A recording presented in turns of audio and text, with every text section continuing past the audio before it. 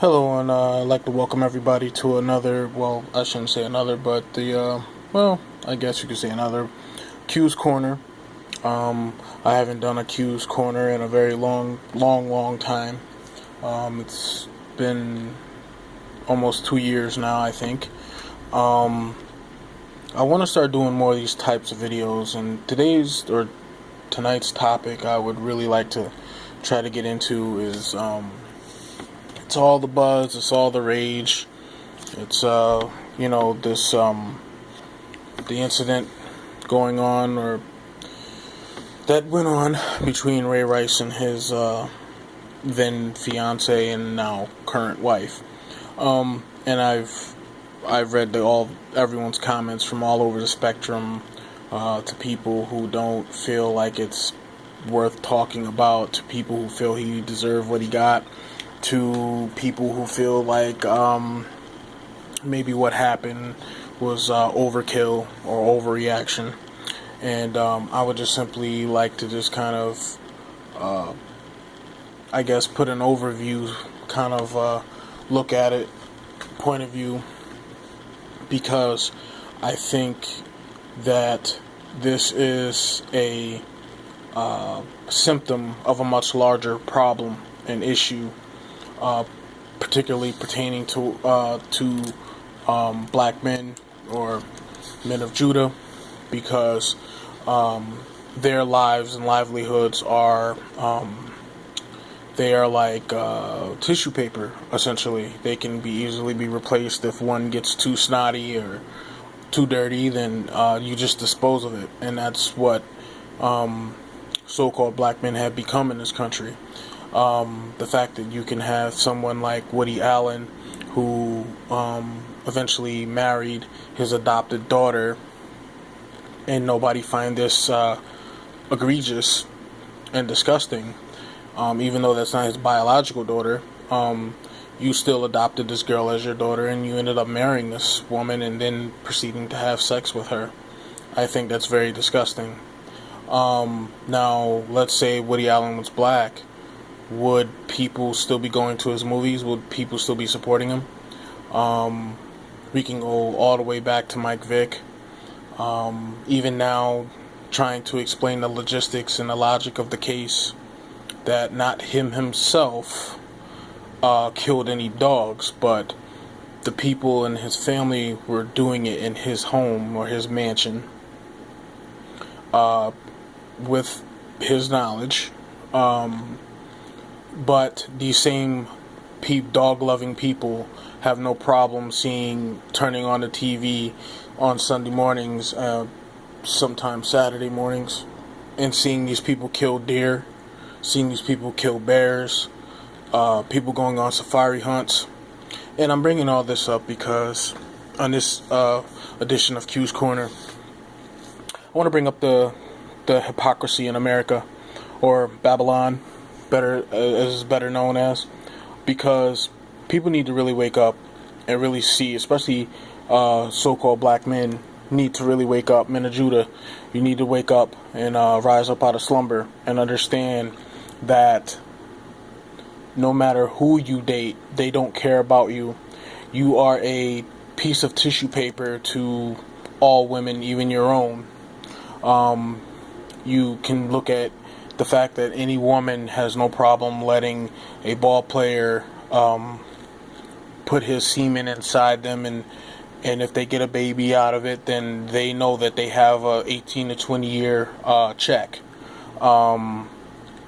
You've seen it go down with like people like Terrell Owens, Chad Johnson, or Ocho Cinco, whatever he's calling himself these days. He's calling himself unemployed because he ain't in the NFL. But now we have Ray Rice, and everybody's upset because Ray Rice put his hands on a woman. And my position on this is it goes like this: when a woman chooses to become physical with a man, she has, in essence, denounced her femininity, denounced her frailness, and said to that man and to the public, at least in my mind, the way I interpret it, that I am just as strong and powerful as you, and I will fight you, and I believe that I can beat you. because people want to sit here and act like she was the innocent victim in it. But she's come out and made statements and said that, they both take responsibility for their actions. But yet nobody is pointing that out. And I think the one time that, and I don't really care too much for Stephen A. Smith, but the one time he kind of tried to really put some logic behind it, they suspended him. So the other things I'm trying to bring up is the fact that whether you have women that's in this biblical truth or women that's in this world, they all feel the same way, that they can do whatever they want to do, and not all, but majority feel that they can do whatever they want to do to a man, and a man has to show restraint.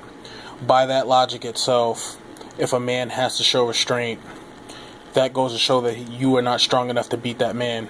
For example, if I meet Shaquille O'Neal and I start talking crap to Shaquille O'Neal, I start putting my hands on Shaquille O'Neal, I then slap Shaquille O'Neal, no one would feel sorry for me if I wake up in a hospital 5 weeks later, not knowing how I got there. Why? Because they would say, that's Shaquille O'Neal, he's 7'1", you're Q North Star, you're 5'7". Why the hell would you go up against Shaquille O'Neal?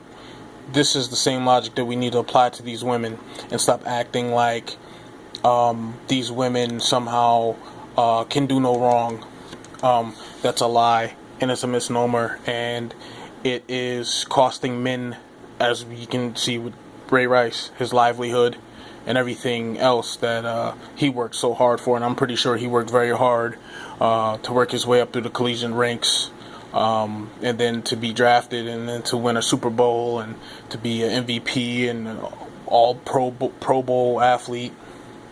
He worked very hard for this, and essentially what has happened is, whether it was directly or indirectly, this woman has taken that from him. Now, albeit, you are responsible for your actions. He should have been acting a little bit. He is Ray Rice of the Baltimore Ravens, running back. He should have known he needed to conduct himself better. However, there has been many cases of other foul behavior going on. And in the NFL, you have Jim Irsay with his drug problem. You had Big Ben Roethlisberger, not once but twice. Even though there were only accusations, there were twice that he was inappropriate, had inappropriate interactions with women. Yet no one brings this up.